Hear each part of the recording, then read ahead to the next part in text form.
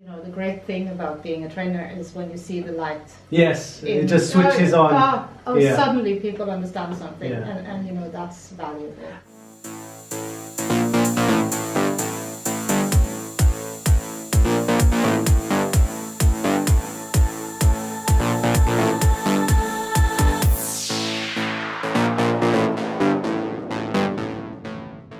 Hi, this is Vibeke from Kontrapro Risk Management. I'm here today with Larsen from Baldwin Global, and we're going to make yet another video for you about risk management.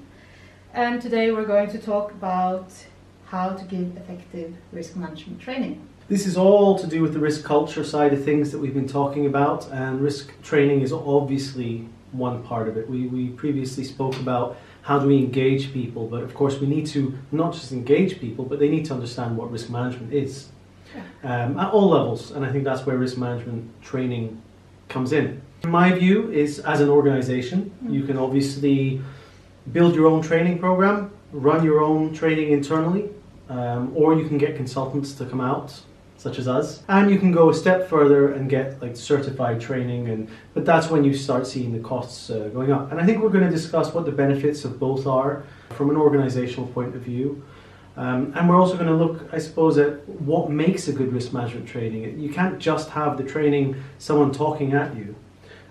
It's not going to go very far. I think people need to feel it, they need to try it out, they need to play around with it. And then what else we can do to try to make sure that it sticks in their heads so that they're using it, and that's what we're going to try to capture. So what's your views in terms of seeing internal and external risk management training in organizations in general?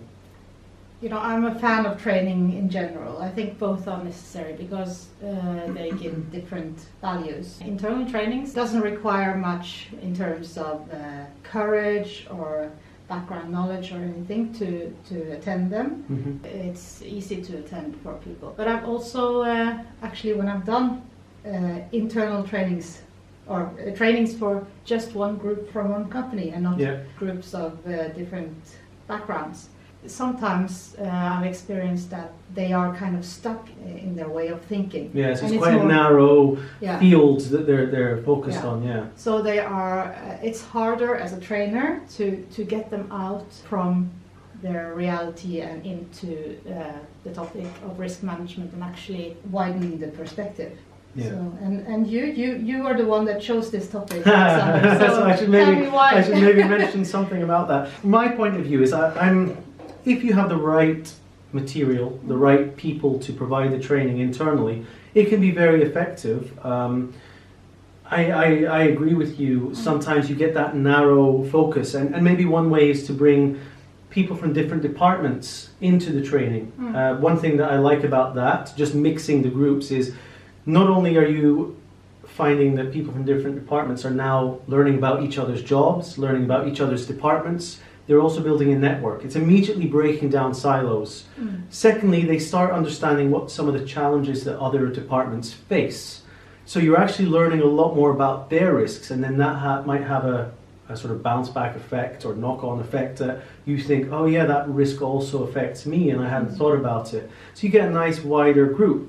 Well, one of the positives is it's easy to get everyone together because the company can organize it around everyone's schedules, and you can easily, get people in. And they can require it. And they can require it, exactly. One of the negatives, of course, is that sometimes they might not take it seriously if it's internal, especially if it's an internal trainer.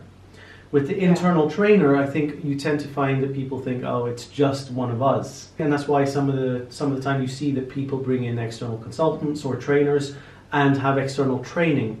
The external training, the positives that I found is obviously you're getting a much wider view of risk management from different industries. You're getting to see what's out there. You have got the external trainer who has a bit of different experience.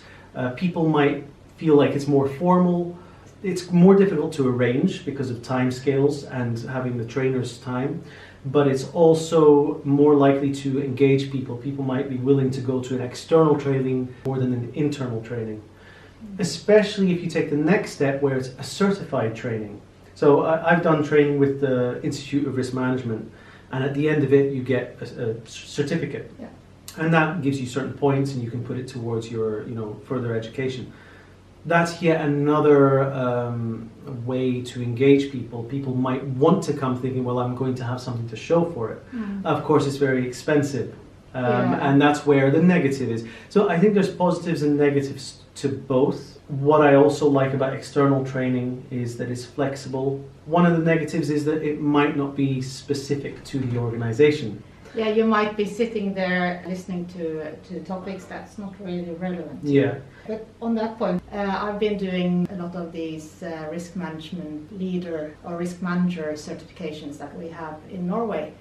And I had this one person attending, and we were going to talk about IT security, information security. And he was working in kind of an old-fashioned industry, very kind of low-key industry. Yeah. And he said, oh, well, this is going to be boring because this is not relevant for my business and this is not relevant in my work. And then in the end of the session, he said that, wow, I've discovered some new risks that we weren't aware that we had. Yeah. I have to go back to my management group and talk about this because I think we have some topics we need to discuss. And this was just based on the presentation and the viewpoints of the different participants. Yeah, and I think you're right. You can go cross-industry, and a lot of people think, oh, well, can I have your risk register because you're in the same industry as me? Just because you're in the same industry, you might have completely different risks. There'll be some common risks. Yeah. Now take an outside industry and you've got a whole set of new different risks again, and you're always going to learn from that. And I completely agree with you. The way I would usually recommend is that you have external training as an initial start. Everyone can get a good understanding, and whether you're at an early stage or a late stage, you should definitely have external training every now and then, but you should also be having your own internal training to build the culture, to build awareness across the organization on an ongoing basis. Yeah, and also to build the same basis or starting point and the same kind of vocabulary. Exactly, yeah. What do you think makes an actual effective training for them? Well, and what do we mean by effective training? It's another thing. That's another thing. Let me start with my experience, because I've experienced both. I've experienced going into an organization giving training and top management isn't present. Yeah. And they never planned to be present, and they signed the papers because they understood there was a need, but they didn't understand that they needed it themselves as well. They could be competent in risk management as a field, but just the signal effect of having top management, having the director or the department leader or whatever level we're talking about, present during the course, attentive, not sitting on the mobile phone. Or the laptop doing their own thing. Yeah. That's, for me, that's very important. I feel that as a trainer, I get a lot more done if the management shows support by being present. It goes back to the previous video we were talking about that staff need to see that leadership are taking it seriously or have an interest in it and are using it. And equally, if they're present, people will be not falling asleep, or they're less likely to be taking calls, and they'll be wanting to be more proactive probably and try to sort of show an interest to try to maybe impress. But the main thing is that leadership is there and they can see that they're visible. But it also can be challenging, because if you have a strong leader, they will kind of look at him before they speak. So you will struggle with the discussion in the group. Yeah. And I think that the discussion in the group is just as valuable as the presentation most of the time. Yeah. Having the discussion, it materializes the material, the theory, and makes people think. And I don't remember the number, but they say that if you just attend the class, and possibly read a little bit about the topic as well, you will forget 90% or something like that. Right.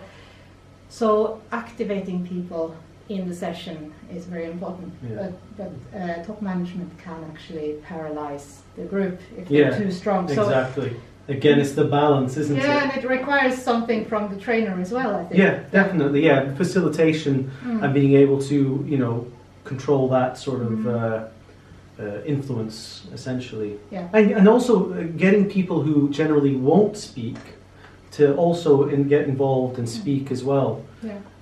I was speaking to an ex-Lego risk guy, Hans Lasser, and we were talking about gamifying the training and how you build games within the training and make it into a game so that it's a start to finish process, but you're following it through and it's interesting and it keeps them engaged.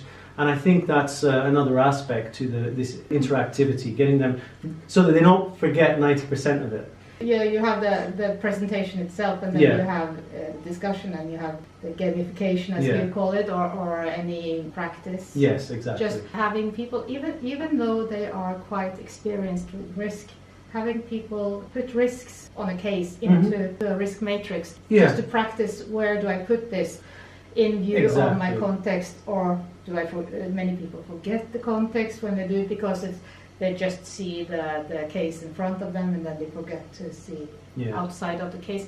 All this makes it more real and makes it more practical. And I think examples is also very good. So using examples that people can then relate to.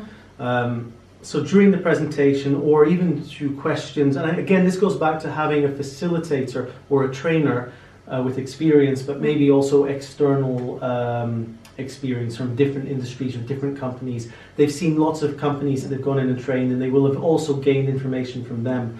A lot of the time using examples to clarify specific things that have been presented, like where a risk matrix might be useful and how it's been used in an organization to achieve X, Y, Z, or reporting, risk reporting, how risk reporting or an IT software was beneficial for one company but not for another one. And then you can use a specific example and people are more likely to remember what you've been talking about. And people also like examples, especially when you talk about things that they don't understand. How is risk management positive? How can risk management be a good thing?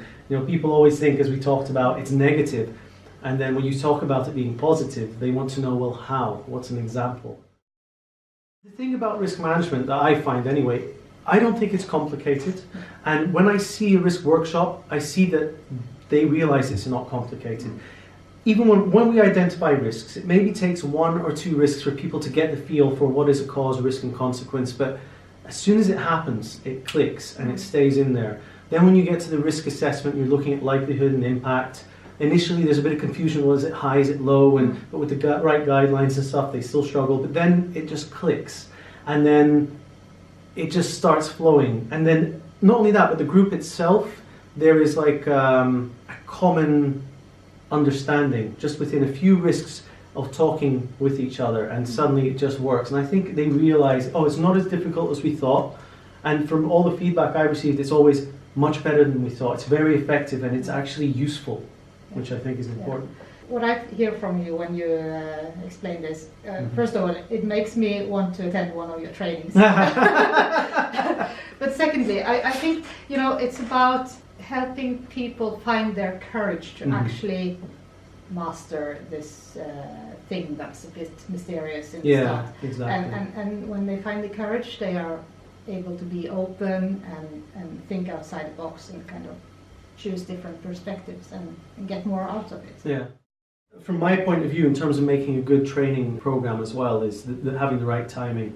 You know, is it going to be 3 days? Is it going to be 2 days? Is it going to be half a day? Depending on the audience. So again, it goes back to who are we presenting to or training? Who are we training, and what's the purpose of that training? Also, maybe using media within that. Videos. I use a few video examples, like watch this, and then I'll ask the question based on that video.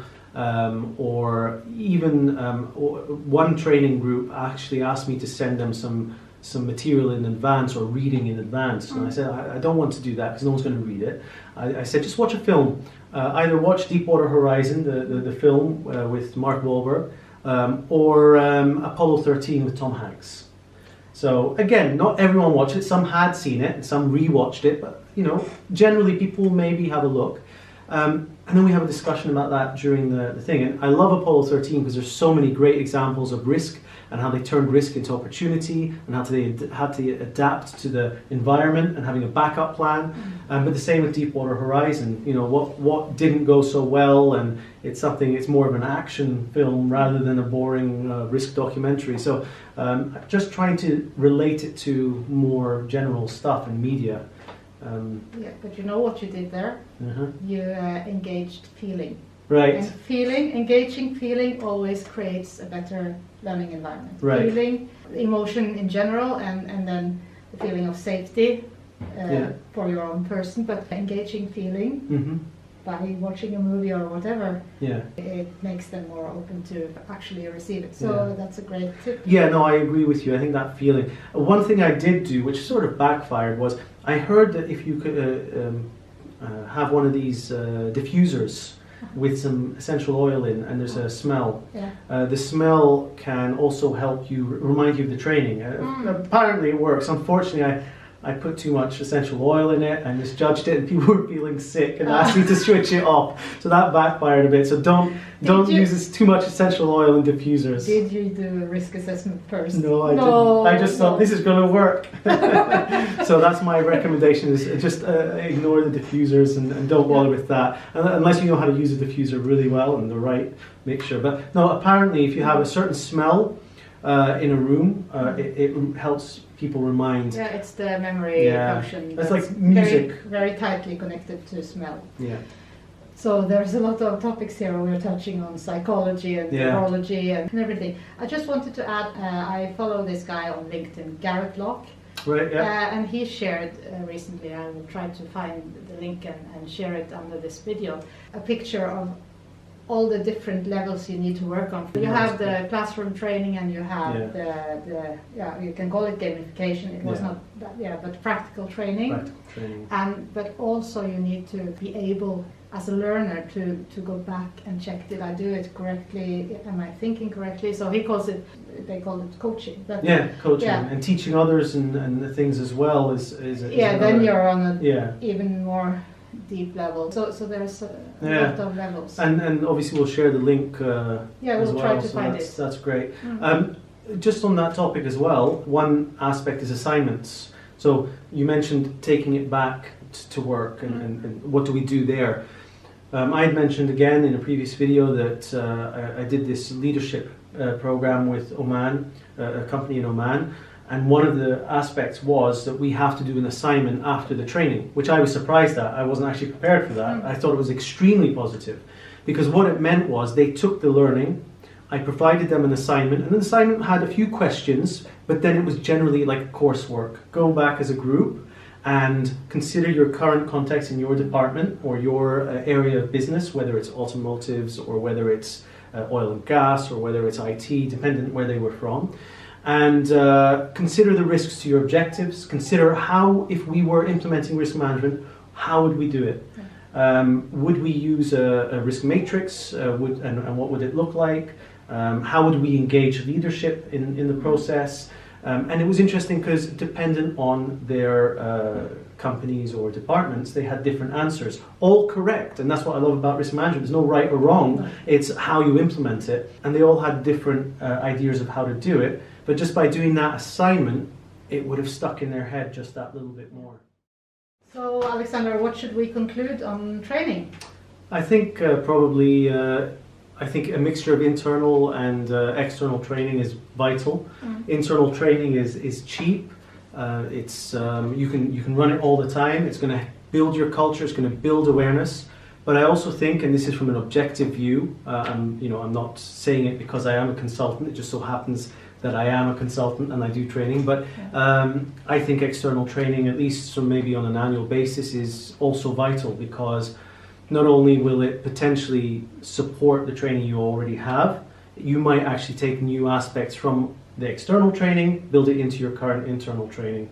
What about yourself? What are your thoughts? Yeah, I want to build on that, because I totally agree that you need both. I think maybe also the external training, using different trainers, different companies. If you use the same trainer every year, you will get the effect of the internal training in the end. For me, risk is about viewing a situation or an aspect from different viewpoints, and that is what you get when you use an external trainer. You get other type of experience that you have internally, which is very valuable. I agree. So even as an experienced risk consultant, I'm learning by talking to other people. So as you say, if you have different organizations coming in to provide training, you're going to get so much each time from different consultants or different trainers and different training programs. So yeah, secret for me, I'm learning from my students when I hold yes, trainings. exactly. Yeah. So every training workshop is always education as well. It's very fun. Yeah, it is. Thank you, Alexander, No, thanks. and thank you. Keep watching us.